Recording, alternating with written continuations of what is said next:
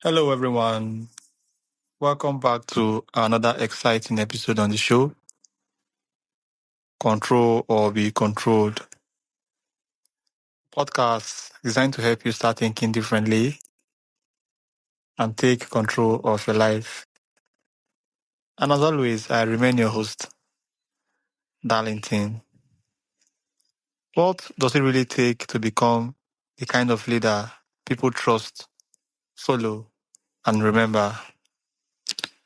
Our guest today has spent more than 3 decades leading in the federal government, coaching executives, developing organizations, and equipping leaders across business, governments, non-profits, and faith communities.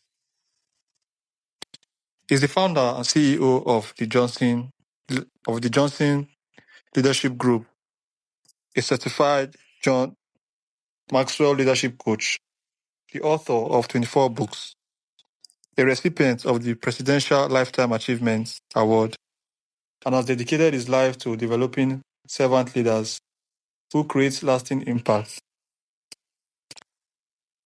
Kevin, welcome to the show. Thank you. Thank you so much for the invitation. Glad to be here. All right, so I hope you enjoyed that introduction. Yes. Okay, so my audience out there, if you are looking to become a stronger leader, build meaningful relationships, and leave a legacy that outlives your title, then this conversation right here is for you. Ride along with me. Kelvin, tell us about your journey and what led you to dedicate your life to leadership development. Well, it started, I believe, at home. I'm the son of a U.S. Marine, and Dad was very much a disciplinarian, and he taught me a lot about being prepared. And he was able to demonstrate to me, without really saying anything, I'm just watching him in action, what it means to use your influence and your gifts to lead people. Because part of his journey in the military was he led a lot of people. And so I sort of watched that, and I went on to high school and college in my hometown, Richmond, Virginia. And I ended up in the School of Business. So I ended up as a business major. And I learned a little bit about what it takes to be a leader. Not a lot, but I heard a little bit about it. And then following graduation from Virginia Commonwealth University, I went directly into the federal government. So about 1 year after graduating, I started my government career. I didn't know it was going to be a career, but I ended up staying 34 years. So I had a chance to serve as a frontline leader, a mid-level leader, and a senior level leader, and all the responsibilities and visibility and accountability that comes with that taught me a lot, both personally and professionally. So I retired 8 years ago after a 34-year career. And because of what I learned, I wanted to pour back. That's my way of saying thank you to all of the coaches and all of the mentors that helped me in my career, because it was a really, really great journey. And so I landed in this place and in this space where 99% of my waking hours, I'm teaching and I'm coaching and I'm training and I am mentoring current as well as aspiring leaders on what to do, how to do it, and why it's important. So that's kind of how the journey started, and that's how the journey matured. And that's the journey that I'm on right now, and I'm still on. I'm having a ball, and I'm still learning a lot about what it means to be a business owner. My company is the Johnson Leadership Group. What it means to be in front of more and more organizations, more and more teams, and more people. So the entire journey is really, really fascinating. It's a lot of fun. You learn a lot. You make mistakes, and then you learn from the mistakes. You do some things well, then you learn from what you did well. And but it's just a joy to be able to be in a place, in a space that you really, really add value to the lives of others. Okay, thank you so much. I see what you do is so very, very purposeful to you, and that is so great and inspiring to Mm-hmm. hear. Mm-hmm. Okay, so you have often said that better leaders make a better world. And I think that is pretty straightforward. But because talking about the world today, when you see a country that is not doing well, you just attribute it to the leaders. And I think the world is in a better place and is not in a better place, vice versa. You can say that.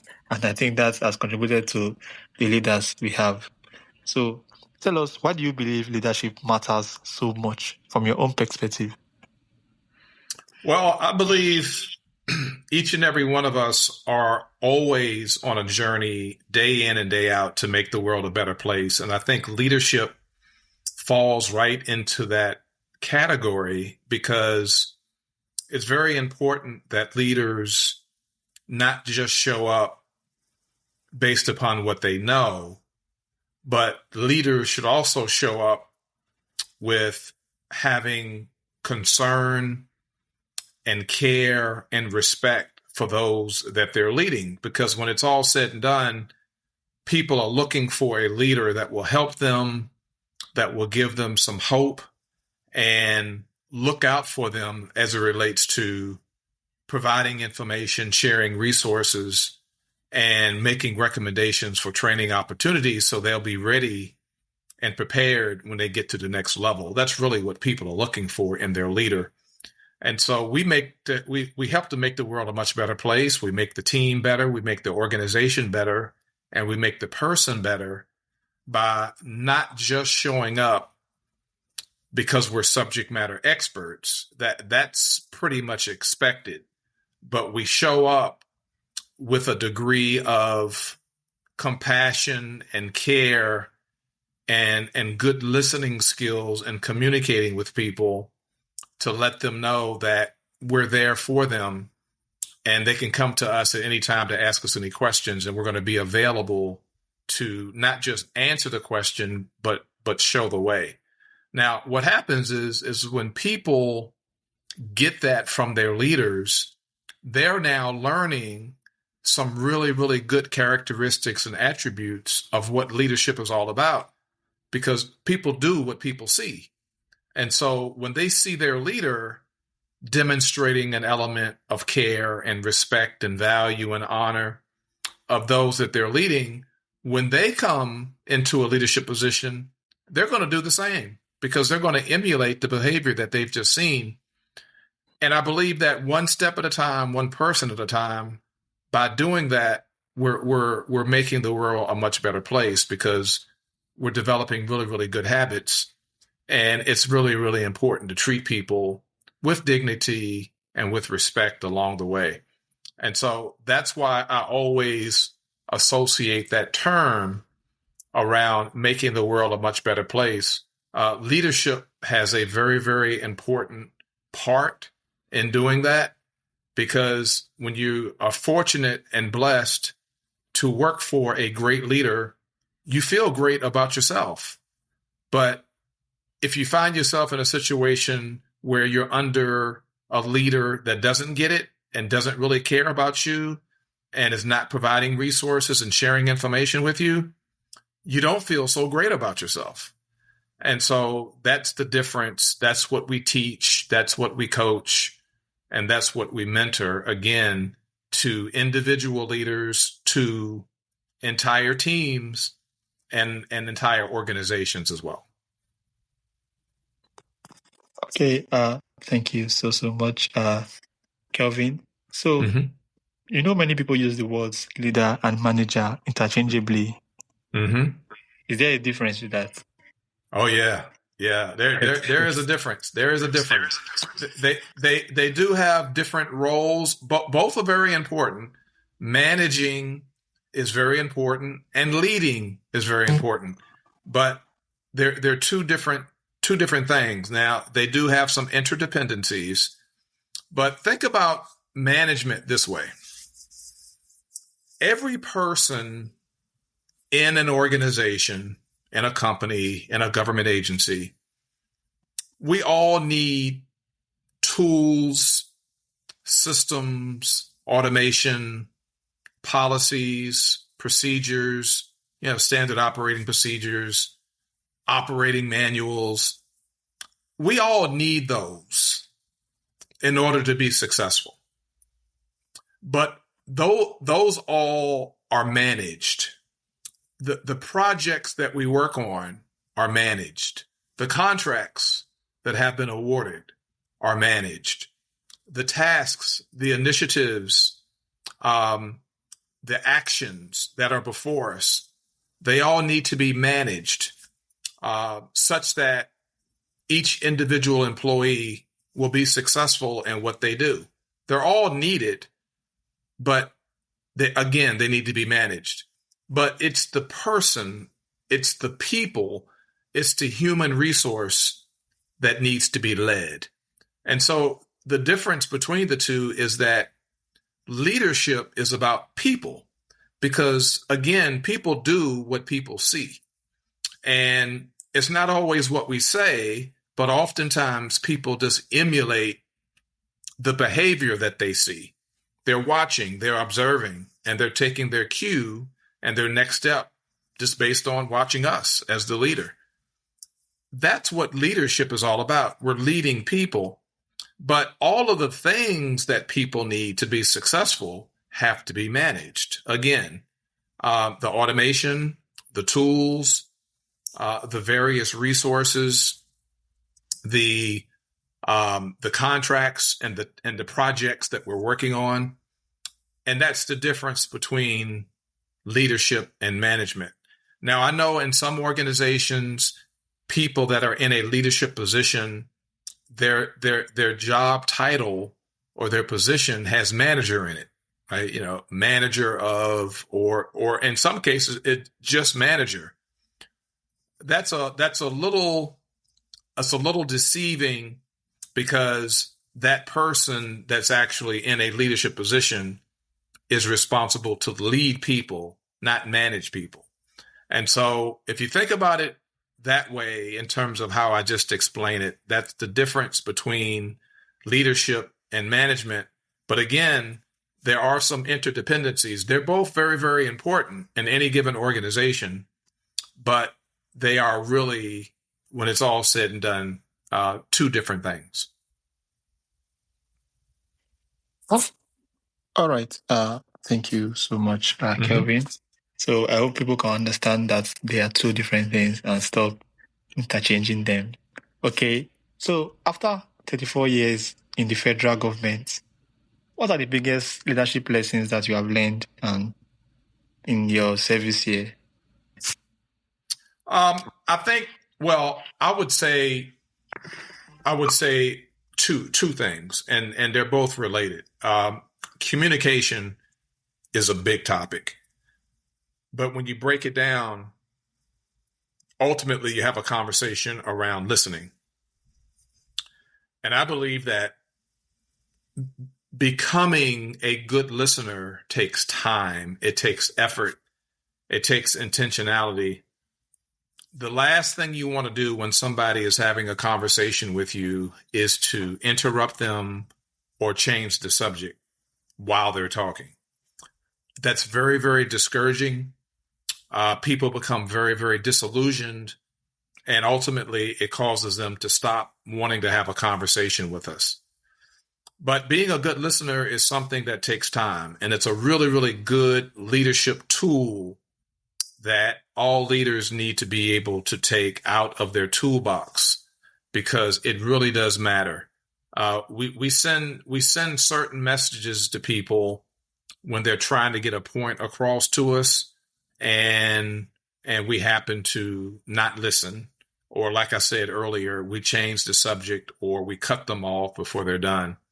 But that's all part of communication, because we communicate both verbally and non-verbally. And a lot of the way that we communicate non-verbally is how we listen, or not. And so that's a very, very valuable lesson that I learned over a number of years, and a very, very valuable lesson that I teach and train and coach other leaders to be really, really careful about, because we don't get much training in school about how to be a good listener. This is something that you have to be deliberate and intentional about in terms of learning the art of being a good listener. So I always put that one sort of at the top. Okay, thank you so much. I think that's a lot of experience, 34 years. So let's just talk about your time in federal government. What challenges did you face? There was a time where you were a subordinate, right? You had people leading you. Yeah. So there was something that... Yeah, my biggest challenge is kind of unique because all federal government employees don't necessarily face this, but because of the nature of my work with the Department of Defense and then with the Department of Treasury, I found myself always having to navigate 3 different cultures within any one organization. And what I mean by that is you have your contractor community, you have your civilian community, and you have your military community, all there together at the same time, working on the same projects, working on the same tasks, the same actions, and the same contracts, trying to get things done.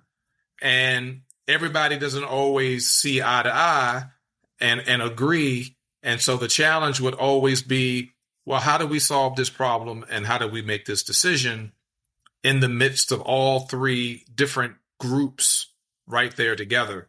So contractors are the employees that the companies hire that have won a government contract.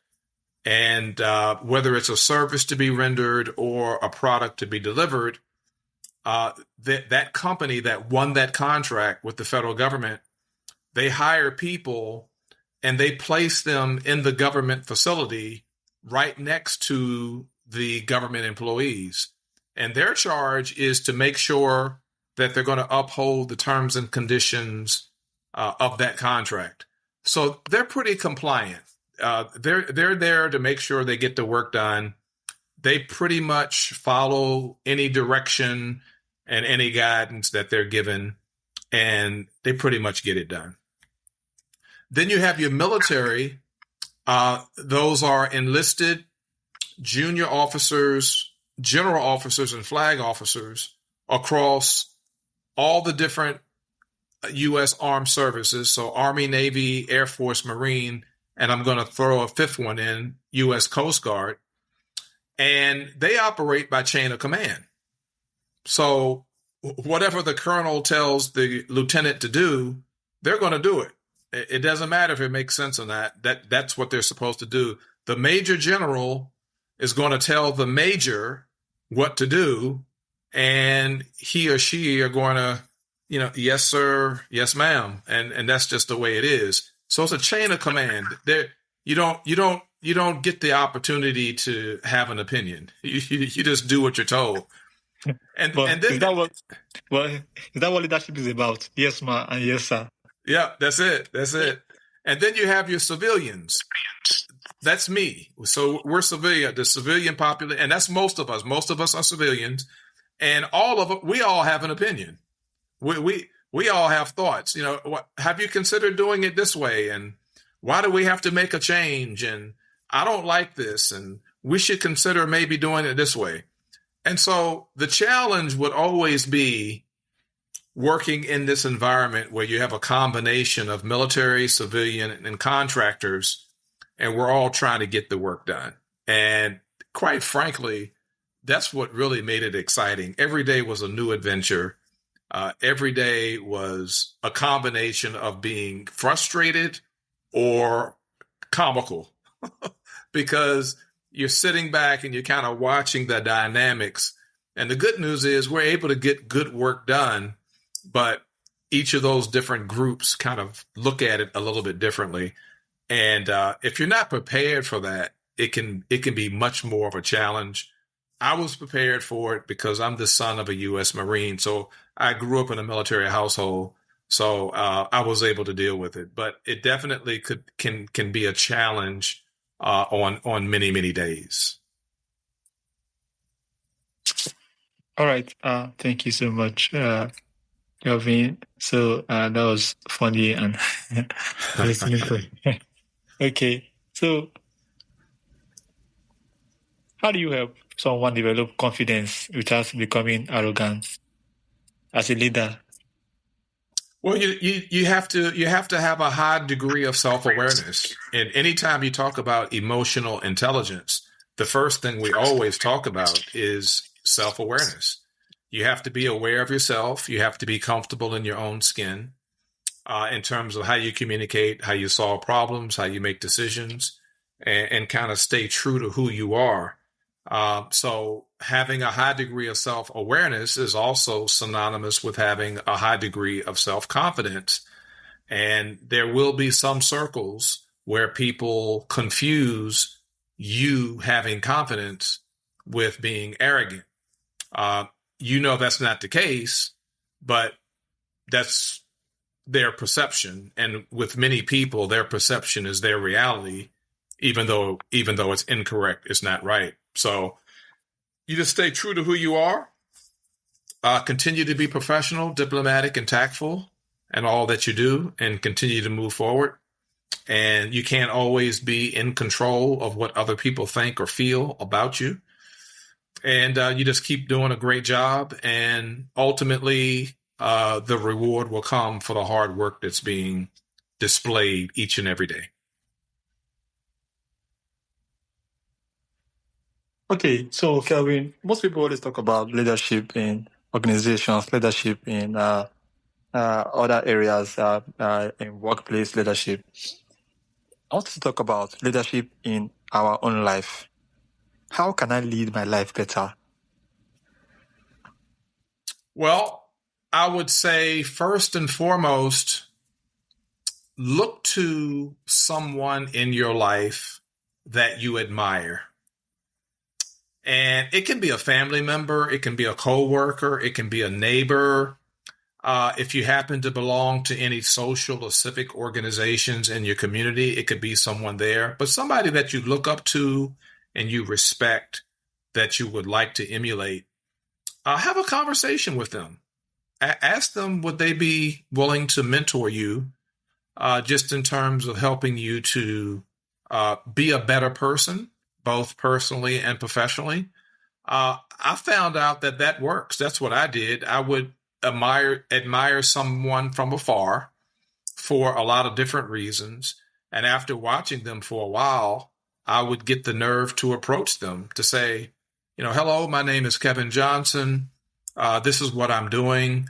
And I've been watching and admiring the work that you do in your position. And I was wondering if you might find some time to have a conversation and mentor me on a couple of topics that are on my mind. I mean, you use your own words, but that would be a great way of becoming a better you and becoming a better leader by learning from those who have already done it, those that are already ahead of you. And I would say probably approach at least two of them and have them to periodically meet with you and have a conversation with you and get to know you, and you get to know them. And before you know it, they'll start to open up some doors for you so that when you move through those doors as a leader, you'll be that much more prepared. So that has always worked for me. And it doesn't necessarily have to be somebody in your same field. And it doesn't necessarily have to be someone who looks like you. It can be someone from a different ethnicity, a different gender, that's working in a totally different field than you are. If you're an accountant, there's nothing wrong with approaching someone to mentor you who might be in the field of aviation. Or if you happen to be someone who is really interested in architecture, there's nothing wrong with approaching someone who perhaps is a medical doctor. So they don't have to be in the same field. As a matter of fact, I recommend someone who's not in your same field. and because they have a fresh perspective that they can share with you. So those are some thoughts and some ideas that will be very, very helpful in our leadership journey. Okay, thank you so much. Talking about mentorship, do I really need to ask someone to mentor me for them to mentor me? Is it possible to be under someone's mentorship without asking them to mentor you? Yeah. You don't necessarily have to use the word mentor. You could just say, I'm just interested in meeting with you and getting to know you a little bit better. Let's have some lunch together, and I would like to share with you a challenge that I'm facing and get some thoughts from you around, am I handling it properly, and how would you handle it? So you can do it that way as well without actually using the word mentor. But that's exactly what they're doing. They're mentoring you through the process or coaching you through the process, which ultimately would be very helpful. But you don't necessarily have to use those words.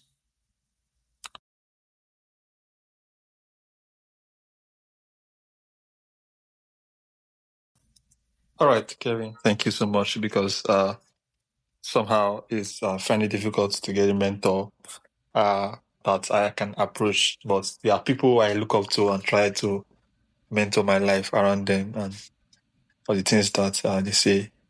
So you have received numerous honors, including the Presidential Lifetime Achievement Award. What does success mean to you today?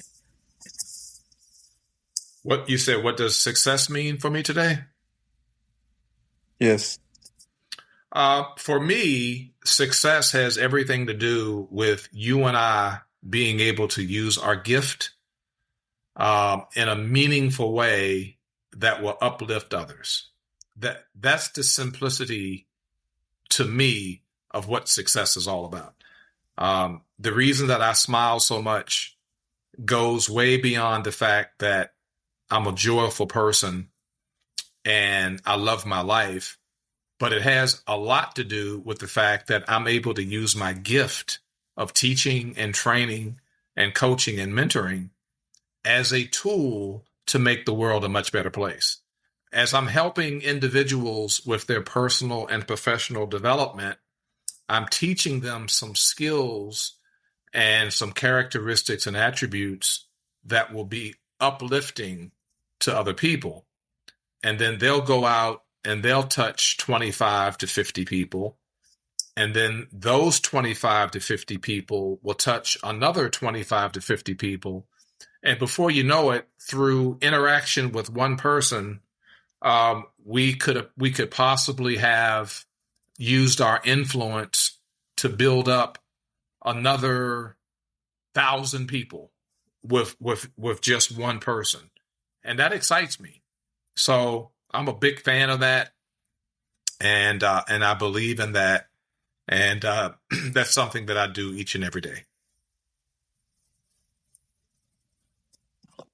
Okay, thank you so much, Kelvin.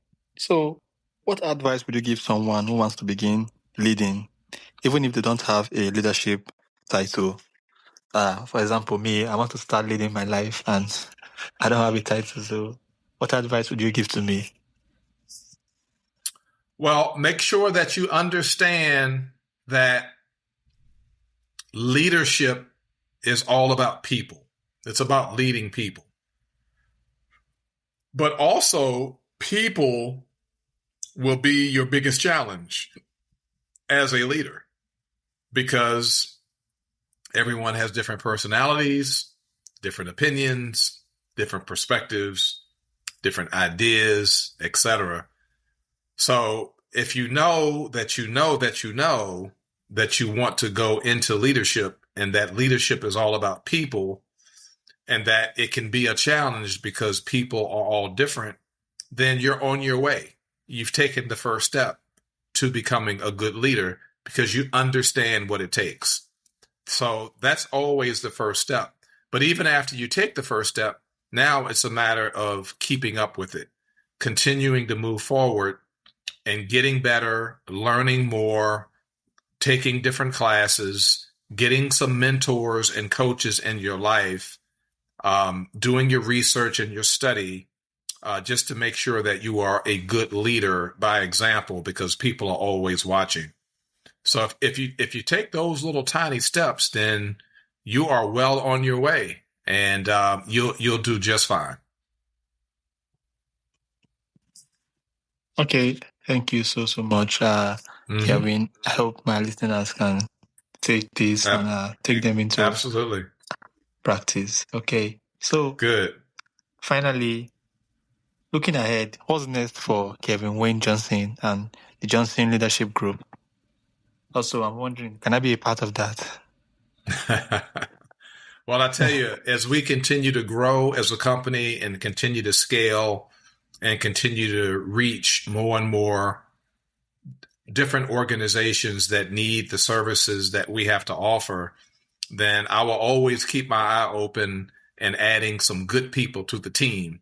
So absolutely. Now, we've been in business for 8 years, and I tell you, there's so much learning and there's so much change that takes place right now. For example, as we speak, the economic, the social, and the political environment right now in the United States of America is such that companies we have to pivot. We have to be flexible. We have to be resilient to sort of get through these times. And we're always learning and we're always trying to be creative so we can stay relatable and applicable in the marketplace. So it's been a very interesting journey. And I believe that we're just scratching the surface. I'm really kind of just starting to understand, having make a transition from federal government where you're a W-2 employee and you get paid every 2 weeks, guaranteed, to now being a business owner, an entrepreneur, where you have to get out there in the marketplace and let people know who you are and what you provide and how you can add value. And now being a 1099 contractor and having to pay your own taxes is much different. So it's been a great learning experience, and we're excited about what's to come. But I don't even think we've scratched the surface yet. So, but I'm excited about what's to come. Okay, so Kelvin, if listeners remember only one lesson from today's conversation, what would you want it to be? It would be the theme of my company. My company is the Johnson Leadership Group, and we use a theme where we say know better, do better, lead better. And what that means is, know better means to always be in a position where you're getting more knowledge and more understanding. That's what know better means. But once you do know better, then the call to action is to do better. And if you respond to that call to action and you do better, now you are well on your way. And the last piece is lead better. So, excuse me, in order to be that best leader that we know that you can be, you've got to first know and then do so that you can lead better. So that's what I would leave with your audience. All right. Thank you so much, Kelvin, for sharing your wisdom, experience, and heart for developing leaders. A reminder that leadership is ultimately about serving others, building relationships, and helping people reach their potential. It's something every listener can apply, whether they are leading a company, a family, or simply themselves. So, before you go, how can my listeners connect with you and learn more about what you do? Yeah, you can go to my website, www.thejohnsonleadershipgroup.com. My email address is kevin@thejohnsonleadershipgroup.com. And all of my contact information is there. You'll see the different clients that we serve and the different services that we provide. And feel free to reach out anytime if I can provide any type of workforce development training for your organization, for your team. Let's have a conversation about it. I'd be more than happy to provide that service.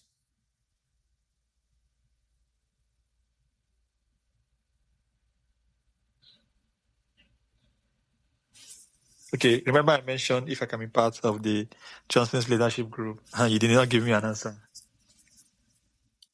I'm sorry, say again. I mentioned earlier if I could be part of the Johnson's leadership group, and you didn't give me an answer. Oh, yeah. So like I said, as we continue to grow and scale, we'll definitely consider that. Absolutely. At some point in the future, if not later this year, perhaps we can have a conversation as we move into 2027. But yeah, we do definitely intend to grow the organization. And as we grow, you and I can have a conversation about perhaps you coming on board. Absolutely. All right. Thank you so All much. right. I see your shit. I think that was Virginia something university alumni, right? Yes, yes, that's my alma Yes. mater. I'm on my way to an event and looking forward to connecting with some good people. Okay. All So right. thank you so much. And to everyone Okay. listening, if you enjoyed this episode, be sure to subscribe to Control or Be Controlled. Leave a review and share this conversation with someone who wants to grow as a leader. Remember, if you don't take control of your mindset, your habits, and your leadership, something else will. Until next time, stay intentional, keep growing, and always choose to control your life rather than allowing your life to be controlled by other things. Thank you so much, and I will see you guys on the next episode. Bye, guys. Thank you, Kevin. Okay. Thank you.